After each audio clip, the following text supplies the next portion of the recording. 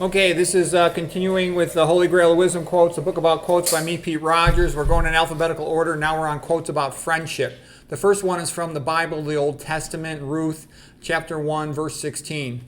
This is when her and Naomi were getting ready to part. You know, the daughter-in-law, and the mother, and it was sort of a sad story. And so here's what Ruth had to say: "Wherever you go, I will go. Wherever you live, I will live. Your people will be my people, and your God will be my God. Wherever you die, I will die, and there I will be buried. May the Lord punish me severely if anything but death separates me from you." So it's a very beautiful statement of love, okay? And they stayed together, and that's the whole long story. We won't go into all the Bible story, but it's a very beautiful story. One of the all-time great statements of unconditional love. Okay, I'm going in chronological order with these quotes for the most part. Okay, here's Aeschylus, one of the great Greek playwrights who fought in the Persian War. "For somehow this tyranny's disease is to trust no friends." And that's one of the things you'll hear like from people who lived in tyrannies like under communism. They'll say, all day long, you have to lie. Okay, and then there's all these snitchers, and you'll see that's a common thing nowadays too. If you see something, say something. That's pressure to try to produce a snitch culture to make people not trust each other. That's very common in communist countries where they have all these people who are informants and spying on each other, all this surveillance crap. It's all nasty business, and it comes from a tyranny, an effort to seek centralization of power, where the ruler knows they're abusing the people, and therefore they want to keep surveillance on them because they don't trust them. Okay, whereas a good ruler should want the best for his people and encourage it in them. Okay, so anyways, that's one characteristic as you'll read in Plato's Republic. Okay, Euripides, another great Greek playwright, he said, "Friends show their love in times of trouble, not in happiness." Yeah, a real friend is somebody you can count on even when things are not good. Okay, Socrates, "A good and faithful friend is the most valuable possession." Okay, and now here's a quote by Aristotle. "In poverty and other misfortunes of life, true friends are a sure refuge. The young is kept out of mischief by good friends. To those in the prime of life, good friends incite them to noble deeds. And to the old, good friends are a comfort. A friend is a second self." Aristotle had also said that a family is, God's invention for bringing happiness to mankind. I would say that's true. And like I said, my generation, we were programmed. I had such a happy family growing up. I was just programmed to want marriage and a big happy family and a big noisy house full of kids. That's what I was programmed to. But a lot of people, they didn't grow up like that, and I didn't realize that when I was young, but they grew up in all these messed up families with divorce and people not getting along. And for them, this idea of a marriage and a big happy family, they didn't know it. They're not familiar with it. But to me, it was programmed into me. I took it for granted. The new younger generation doesn't see it that way because they've seen so much divorce. Okay. Okay, next one we're going to go through is, that was the great Greeks. Now I'm going through the great Romans, Cicero. Cicero says, "Friendship doubles our joys and halves our griefs." Okay. Now we're going to the Bible, which comes immediately after the ancient Romans. 1 Peter chapter 4, verse 8. "Above all, love each other deeply, because love covers over a multitude of sins." And I sometimes joke it's like the vegan equivalent to that would be low fat vegan diet covers a multitude of health problems. But that's also true. Love each other deeply because love covers a multitude of sins. And basically, that's why parents are the best people in the world for a kid, because they love the kid. That's a very important point. People try to pretend that doesn't matter. No, that matters more than anything else. The parents love that child. They will do right by him. Conventional medicine, it hates the patients. That's why it abuses them, does terrible, awful things to them. All its so-called science is mostly advertising to sell drugs, and it does a lot of awful things. And if you don't think that's true, then you don't know anything, okay? Because that's obvious. Anybody who really knows medicine. Okay, next quote from Matthew, Gospel according to Matthew chapter 5, verse 14.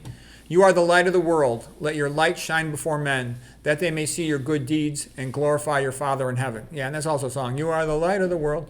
And I just did a video yesterday where I had links to all these songs, including, I think it was Jackie D. Shannon. She sang "You Are the Light of the World," I believe.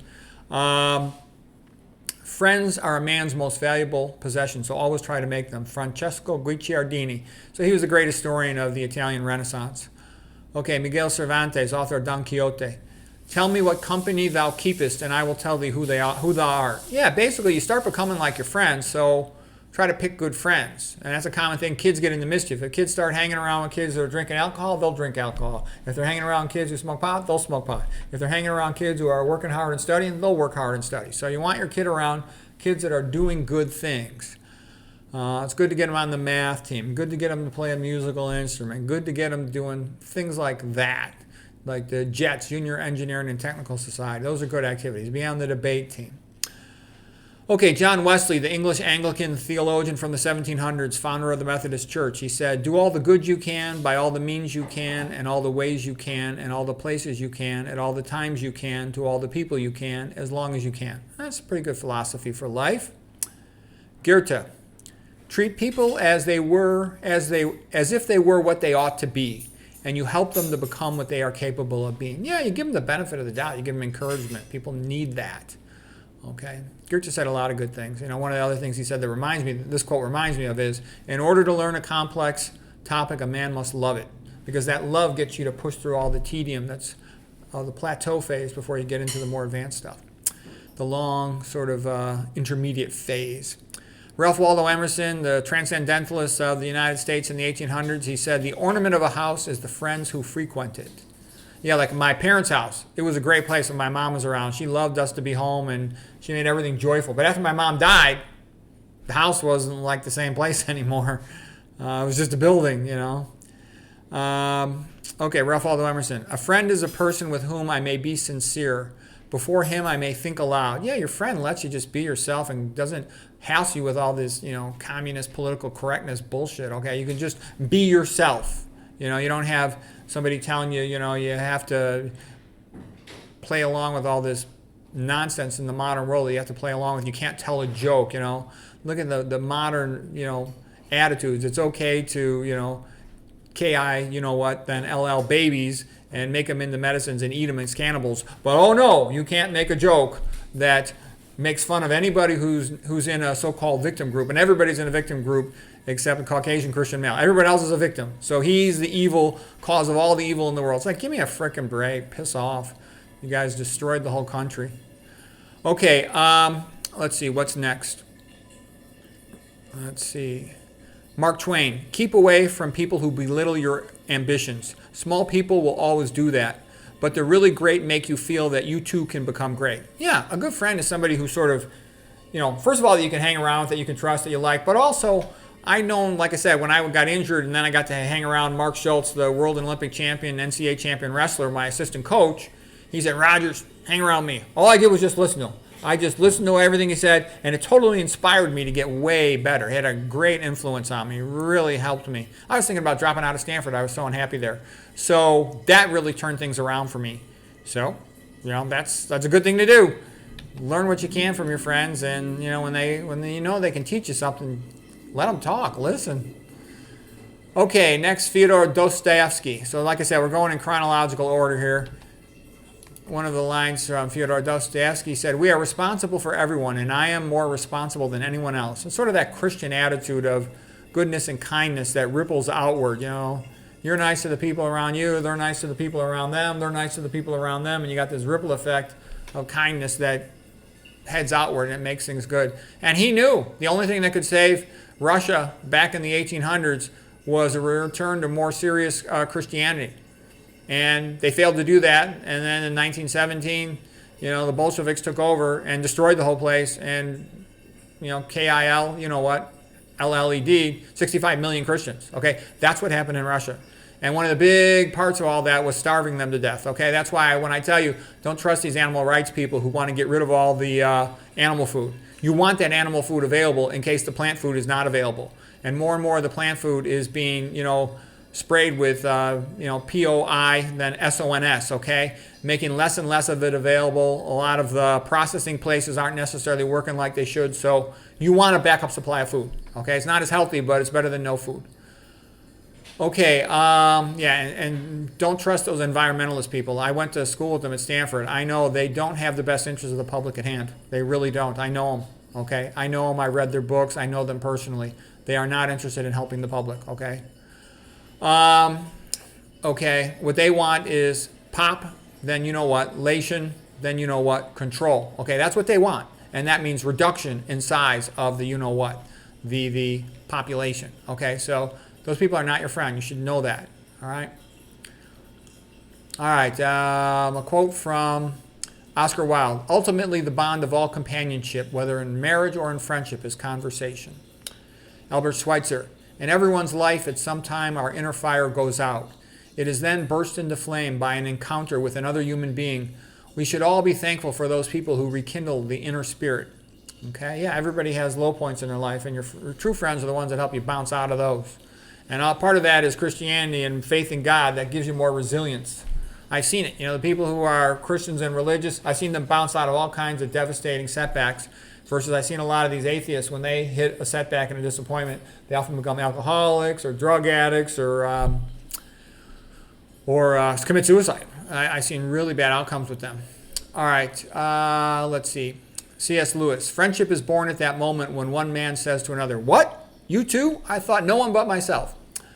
Okay, Dale Carnegie, you can make more friends in 2 months by becoming interested in other people than you can in 2 years by trying to get other people interested in you.